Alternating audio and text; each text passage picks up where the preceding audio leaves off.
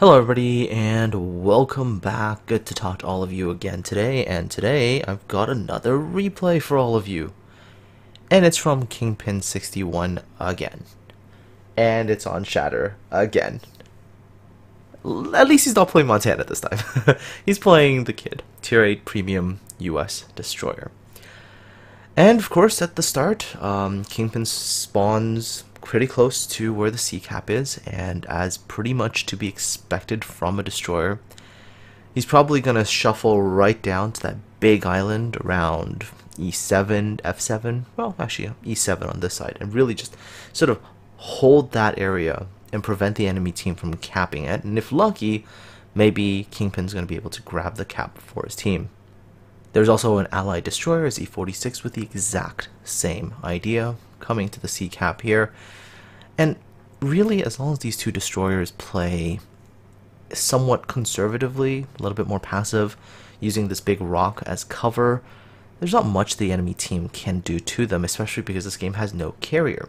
So even with radar and hydro, as long as they use the big rock as cover, the enemy team is going to find it a little bit hard to dislodge them. Of course, as long as Kingpin's team doesn't just abandon him and just be like, yeah, we're leaving. Anyhow, so Kingpin moves on to the cap. Not a bad move, actually, just slowing down and waiting for the enemy scout fighter to go away before coming onto the cap. Alright, so obviously cap is being contested. It's quite obvious that, of course, there's an enemy destroyer here as well, especially at the speed at which an enemy ship got onto the cap, had to be a destroyer. And, of course, there is the Yugumo. Alright, so Kingpin fires off the one set of torpedoes. I personally think this is the big weakness of the Kid. It's just, it just doesn't have enough torpedoes, and I mean that's why you essentially have a Fletcher hull down at tier 8, but still I don't see that trade-off as being worthwhile. Friendly Z46 decided to assist the enemy team momentarily by blocking Kingpin. Oh gosh. Torpedo beats required! Yeah, there's your first butt clench moment of the day. And there's going to be a few more. Anyways, Kingpin is basically going to do what destroyers do, especially little gumbo destroyers, which is basically to harass a little bit. Of course, with the recent smoke changes, smoke firing isn't as effective as it was before, but as long as you don't have anybody super close to you, if you're in a DD, you can still, sit in smoke and pew pew a little bit. And of course, there's the enemy hydro, and this is why you do have to be a little bit more passive, because if you overextend and somebody lights you up with radar, hydro, and yeah, you're caught out in the open, you can eat a lot of damage very quickly. So it was good because prior to getting lit, you can see Kingpin's already starting to fall back into cover, and that's pretty much how you kind of want to play this as a destroyer, is really to prevent this cap from being taken, and also at the same time not get yourself killed off too quickly. Alright, so Kingpin hiding behind this island here, just not able to get shots over. Very marginal there on the Amagi. I think I might have tried with maybe the forward guns to see if the arcs would be enough to get shells over. Enemy Mogami decides to come out, not really sure why. As you can tell, immediately switches to armor piercing. As a destroyer at close ranges, if somebody's giving you a broadside, don't hesitate to go to your armor piercing. You are going to be able to do very good damage, very consistent damage, and if the enemy ship has thin enough armor, and thin enough citadel armor, you can actually get citadels even with destroyer guns at close ranges, which that Mogami was. Alright, so Mogami goes down, and Kingpin knows that there's a Yugumo over there, and I think he's going to decide to come out a little bit, and I'm okay with coming out and trying to obtain vision. It's not really a bad idea as a destroyer, although the eventual position that Kingpin chooses was a little bit on the dicey side. I don't personally think I would have gone there, just because, yikes. Oh yeah, cool little side note for those of you who watch my behind the scenes at HMCS Haida video. So you'll notice that sometimes when you fire torpedoes off from one side of your ship, that the torpedo now goes from the rearmost torpedo tube all the way to the forwardmost torpedo tube on the launcher.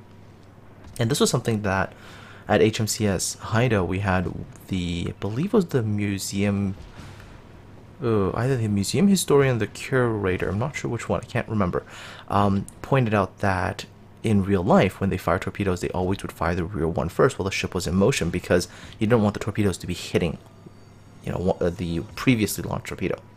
And that was something that was fixed. However, on a somewhat amusing level, you'll notice that it seems to only have been fixed for firing off a certain side, which could be an interesting thing. And again, I have to look into this a little bit more, but depending on which side the torpedo got launched from, you'll see a slightly different order of torpedoes, where on one side, and if you fire it off, you'll get torpedoes going from rear to front, and the other one you'll get front to back. Could tell you the direction of movement for the enemy destroyer. I don't know. Something to look into. Anyways, okay, so this is what I was talking about. This position I'm not a fan of. There's an island behind Kingpin, so he's not able to use the island as cover. In fact, the island now is blocking him, and this is the position I would not personally want to be in. Just feels a little bit on the dicey side. Don't ask me what that enemy gearing was thinking. That is just very YOLO-y. To rush into an enemy cap like that with no support, not a good idea. See, this position dicey. Especially being in smoke and firing out of it, the enemy destroyers know where Kingpin is, and you can see that there were torpedoes fired at him. Yeah. Luckily, the torpedo firing wasn't done very well, I have to say, and he is able to get away from that enemy destroyer's torpedoes. See it? On this side, it's rear to front. And then you'll see later, when he goes on the other side, he gets the opposite pattern. Yeah. Supposedly that was something that they were going to fix, but I guess they only fixed it for one side versus the other. I don't know. Actually, speaking of that particular visit, also found out that apparently, at least with the Haida, which was a tribal class destroyer, that torpedo firing was only ever fired off from one side of the ship, and apparently not the other. I don't know why, but apparently that's how it worked. So I don't know, maybe that's why that you get it off on one side, and if you turn to the other side, you change the order, and it causes torpedoes to maybe potentially hit each other. I don't know. That's just one of those weird things. Imagine World of Warships had that note. Not that that's a good idea. No, Wargaming, don't listen to me, okay? Don't listen to me. I didn't say this is a good idea. But imagine if destroyers were actually, like, limited so that their firing arc is only on one side, and then they had to be a lot more tactical with their movements. Okay, no, I'm not trying to make destroyer lives more difficult, and Wargaming, don't listen to me. It's just a historically, accurate thing that I'm trying to... Okay, I'll shut up now. Sometimes they're bad ideas that should never be put into video games, and that's one of them. Anyways, Kingpin manages to hit a torpedo onto the enemy Iowa and gets a flooding, and that flooding sticks. It actually sticks, and that Iowa just... that poor Iowa. He eats so much damage. Yeah, see? Right there. See it? That's what I'm talking about. When he fired the torpedoes from this side, look at that. The front one went first. Kind of neat, right? Kind of neat. Anyways, so I was flooding. Look at the HP loss on flooding. And this is the reason. Okay, so I remember a while back when I think I was doing the Taiho video, somebody asked me, why is it that when, as a CV player, you tend to go torpedoes first before you go with dive bombers? And one of the major reasons is that if I get hit as a battleship by dive bombers and I get, like, let's say 1, maybe 2 fires, and I know there's torpedo bombers lurking nearby, I will actually hold off on the damage control. But flooding requires nearly instantaneous use of the damage control party, because one, you lose tons of HP, and second, the other thing, of course, is that you are actually affected. Your ship is actually affected by the flooding. So typically, if you get a flood, you're forcing someone to almost immediately use their damage control. Which then means if you've got, like, let's say a spare torpedo bomber, or you've got dive bombers, you can bring them in and hit them for damage over time. And of course, most times, if you're able to do that well, you will ruin someone's day. There have been times where, as a CV player, oh man, I've been able to tag, let's say, North Carolina, for example, with torpedo bombers, force them to burn their damage control, and then come in with like 2 squadrons of dive bombers, and executing that trick I talked about last time, where you select both squadrons, you target both squadrons, and then you independently select one more and quickly retarget it. And I've been able to get like 4 fires to stick after the flooding, and boy, that North Carolina was not happy with that at all. Anyways, Kingpin doing one thing well, which is kind of sticking around the sea cap, eventually able to take it for his team. His team, however, isn't doing all that great. If you take a look at the current sort of team composition, Kingpin's team is down a ship and is down points. Now, Dr. Citadel on Kingpin's team, who's playing the Hindenburg, has charged into the B cap, trying to take it, but he is facing down a Bismarck, and I do believe there's another Hindenburg there as well, although that other Hindenburg is a bit further back. So, not sure how this is going to play out for Dr. Citadel, though. He does manage to land a pretty nice torpedo hit onto the Bismarck. And of course, that hit the bow, which should mean that that Bismarck is flooding and has probably just popped his damage control. And this is good. Kingpin is firing on the Bismarck. And you think that with this many shells fired, that eventually one fire is going to stick after the aim gets corrected. But sometimes you just have RNGesus to deal with, and sometimes RNGesus just does not agree with you at all. And you'll see eventually Kingpin actually starts to land a good number of hits into the superstructure area too. Just cannot buy a fire to save his life. Cannot. He tries. I mean, look, there's so many shells. Cannot buy a fire. Anyways, Bismarck becomes unspotted, and that's mostly because Dr. Citadel ran into 3 enemy ships and did get taken down, so not much more can be done there. So Kingpin decides, okay, you know what, I'm gonna go and prioritize myself on this destroyer that's trying to take down my cap, and decides to pursue the destroyer in a very interesting manner, shall we say. Because, in most cases you would figure that a pursuit would happen with your ship running the enemy ship down. In this case, Kingpin is doing that in reverse. That's new. That is actually quite new. Now, enemy cruiser launches a catapult fighter, and yes, the kids AA did something. Oh, enemy cruiser got these torpedoes in. Oh, Kingpin, watch out, watch out, watch out. Okay, he's able to dodge both those waves. He's looking for that enemy destroyer. Now, at first you'll see him sort of just fire random shots, hoping to tag the enemy destroyer, but the enemy destroyer makes a mistake. He fired his guns.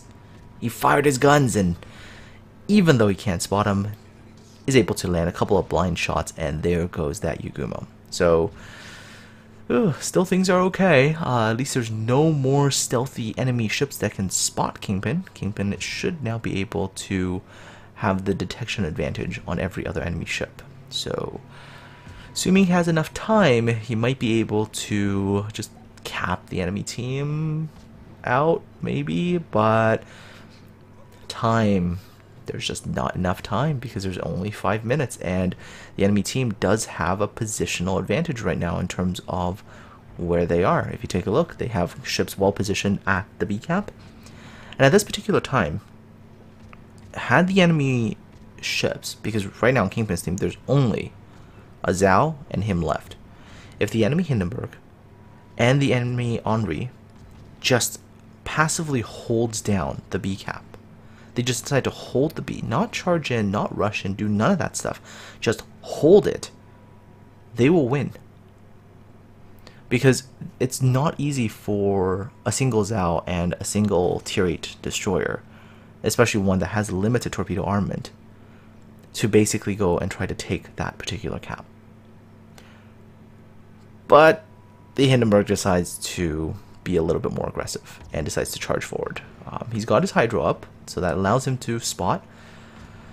But yeah, eats the not so nice torpedo, and that is not going to end well for that Hindenburg. Again, if you look at the Hindenburg's initial position, decided to stay there, gets the Henri to assist taking the other point, and they just point bow on. Might be able to have just timed this one out. Hindenburg comes out, shows broadside again. Kingpin uses armor piercing and goes for the punish, and there goes the Hindenburg. Now the enemy team is down to 1 Henri, and this is going to be an interesting engagement. And the reason I think it's interesting is Kingpin makes an amazing play, but the enemy player in the Henri makes some really critical mistakes as well. And by the way, that's a pretty good player too. If you look them up statistically, the recent stats, if I remember correctly, they are definitely in the Unicum range. And yet they will still make mistakes. They're not perfect, right? So, you know, for those players out there, especially who've maybe taken a tongue lashing from Unicums, know that they're not superhumans. They're humans. And while they're good at the game, they will still make mistakes. And you will see this in this particular engagement. So take a look at the time right now. Take a look at the points. Enemy team is ahead about 120 points right now, with a little bit more ticking in because they have caps. There's 2 minutes and 30 seconds roughly remaining. That's not really enough time for Kingpin or the Zhao to really start retaking caps and trying to win by points. So this Henri really just has to stall. Henri just has to stall for 2 minutes. And right here, Kingpin has just given the Henri his position. He's fired his guns, he said, I am here. So, from the Henri's perspective, he knows that the destroyer is right here, which means the destroyer is a good ways away from his cap. With 2 minutes remaining, that's not going to be enough time for the destroyer to come around, take a cap, and try to win that way. The only way to win is for Kingpin right now to kill the Henri. And with the amount of HP that the Henri has, the right play right now, judging by the time, is to simply say, okay, I'm not going to accept your fight. I'm going to just disengage and get away from you. That's it. That's all the Henri asked to do. Just disengage from the fight. Turn away, disengage. And that's kind of what he does initially. He decides initially, I think right around here, that he's not going to chase the kid anymore. And by this point in time, it's 1 minute and 15 seconds. By the way, I'm not sure if the Henri spotted Kingpin's last salvo, but with the kid's torpedo reload, it's not very fast. So there was a good period of time there for the Henri to just disengage. And right here, I think right there, the Henri says, okay, you know what? I'm not going to play around here. I'm going to go away.